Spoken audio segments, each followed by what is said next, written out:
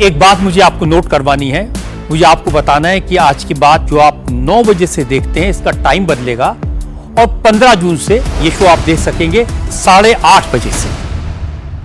देखिए, योगी आदित्यनाथ इन मसलों पर बड़े अग्रेसिव रहते हैं, हमेशा अपनी सरकार के एजेंडे में शामिल करते हैं कि अगर बहन बेटियों की इज्जत के साथ खिलवाड़ किया जाएगा तो उनके दोषियों को बख्शा नहीं जाएगा। बेशक एक बेटी को सियासत का केंद्र बनाया गया हो, अभद्र टिप्पणी की गई हो, चूंकि नाता अखिलेश यादव से है तो सोशल मीडिया पर एक पूरा कैंपेन, एक एजेंडा चला दिया गया हो, लेकिन योगी आदित्यनाथ ने उसको ध्वस्त कर दिया।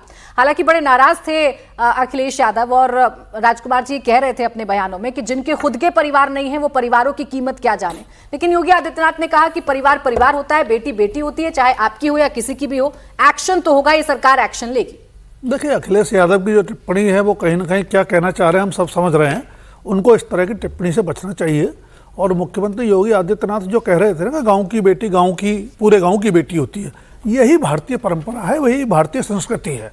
तो कुल मिलाकर के इन मुद्दों पर राजनीति से बचना चाहिए। जिसने टिप्पणी की उसने माफ़ी मांग ली, 2 लोगों की गिरफ्तारी हो गई या उनके खिलाफ कार्रवाई हो गई। ऐसे मामलों में एक सख्त संदेश देना बहुत जरूरी है कि राजनीति अपनी जगह है, इस तरह की गलत टिप्पणी चाहे बेटी के खिलाफ हो या किसी महिला के खिलाफ हो वो बर्दाश्त नहीं की जाएगी।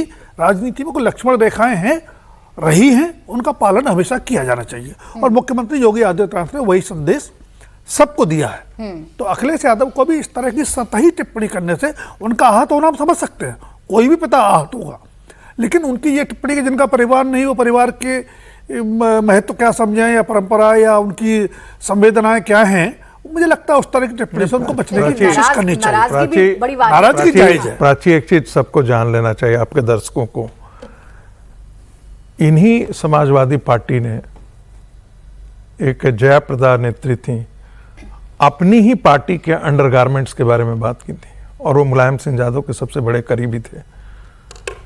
क्या उन पर कार्रवाई किया था?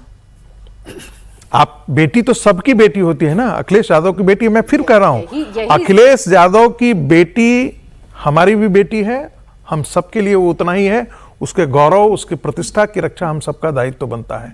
लेकिन समाजवादी पार्टी ने क्या किया था? उस व्यक्ति को, कौन था वो व्यक्ति?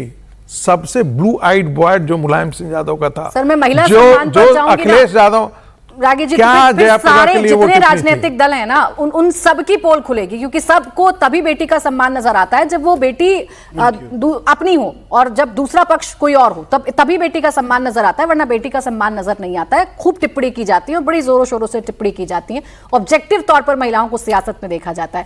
खैर, उत्तर प्रदेश में सियासत इसलिए तेजी के साथ बदल रही है क्योंकि अगले साल चुनाव होने जा रहे हैं और यहाँ ओवैसी भी अपनी किस्मत आजमाने की तैयारी कर रहे हैं। जो उन्होंने बिहार में किया, असदुद्दीन ओवैसी उत्तर प्रदेश में भी करने की कोशिश कर रहे हैं। ओवैसी बहराइच में रैली को संबोधित करेंगे। उसके पहले ओवैसी आज जब लखनऊ एयरपोर्ट पहुंचे तो उनके समर्थकों ने जमकर नारे लगाए, देखो देखो कौन आया, शेर आया, शेर आया के नारे लगाए गए। अब सबसे बड़ा सवाल यही है कि ओवैसी को क्या उत्तर प्रदेश में कामयाबी मिलेगी, क्योंकि इससे पहले भी वो अपनी किस्मत आजमा चुके हैं उत्तर प्रदेश में। हालांकि धीरे धीरे करके वो बूथ स्तर पर, जिला स्तर पर अपने कार्यालय भी खोल रहे हैं। पहला कार्यालय आजमगढ़ में उन्होंने खोला। तो कोशिश असदुद्दीन ओवैसी कर रहे हैं कि उत्तर प्रदेश में भी वही पिच तैयार की जाए जो पिच उन्होंने बिहार में तैयार की थी। अब बहराइच से इसका आगाज होने जा रहा है। अब कितने कामयाब ओवैसी होंगे उत्तर प्रदेश की सियासत में, समीर जी, ये देखना तो दिलचस्प होगा। देखिए प्राची, मुझे लगता है कि ओवैसी साहब उत्तर प्रदेश में किसी हुमायूं कबीर को ढूंढेंगे फिलहाल। जैसे बंगाल में उनको हुमायूं कबीर मिला था, लेकिन बाद में निकला कि भाई हुमायूं कबीर ने जो बयान दिया और जो उनकी वास्तविकता निकली, उसके बाद उन्होंने गठबंधन तोड़ दिया। लेकिन कोशिश तो उनकी यही थी कि टीएमसी से निकले हुमायूं कबीर को लिया जाए। जिस तरीके से हुमायूं कबीर ने बाबरी मस्जिद बनाने का वहाँ घोषणा की, उसके बाद लग रहा था कि भाई ममता का बड़ा वोट बैंक तोड़ेंगे। उसके बाद हुमायूं कबीर से अलग हुए, ओवैसी लड़े, लेकिन बंगाल में ओवैसी कुछ कर नहीं पाए। और उत्तर प्रदेश में ऐसा नहीं कि ओवैसी पहली बार जा रहे हैं, इसके पहले भी जाकर आ चुके हैं, कोई उनका प्रभावशाली प्रदर्शन नहीं रहा है। अब चूंकि ओवैसी को लगता है, और जिस तरीके से वो लगातार बयान देते रहे, अभी तेलंगाना में उन्होंने 1 महीने पहले बयान दिया था कि मुसलमानों को अपना नेता चुनना चाहिए और ऐसा नेता चुने जो उन्हीं की कौम का हो। इसका मतलब वो मुसलमानों को कहना चाहते हैं कि मुसलमानों का नेता कोई मुसलमान ही होना चाहिए। मुसलमानों का नेता कोई अखिलेश यादव नहीं हो सकता, मुसलमानों का नेता कोई ममता बनर्जी नहीं हो सकती, मुसलमानों का नेता कोई तेजस्वी यादव या राहुल गांधी नहीं हो सकते। तो वो चाहते हैं कि सारे मुसलमान ओवैसी को एक नेता माने और उनकी पार्टी के लिए वोट करें, क्योंकि वो मुस्लिम के उनकी पार्टी रिप्रेजेंट करती है। मुझे लगता है कि बहुत मुश्किल होगा ओवैसी के लिए फिलहाल उत्तर प्रदेश में अपनी जमीन बनाने के लिए, क्योंकि अखिलेश यादव के साथ जिस तरीके से मुस्लिम कम्युनिटी जुड़ी हुई है, जिससे कि यादव वोट बैंक जुड़ा हुआ है, ठीक है, वो कुछ लोग ऐसे होंगे जो अखिलेश यादव से नाराज होंगे।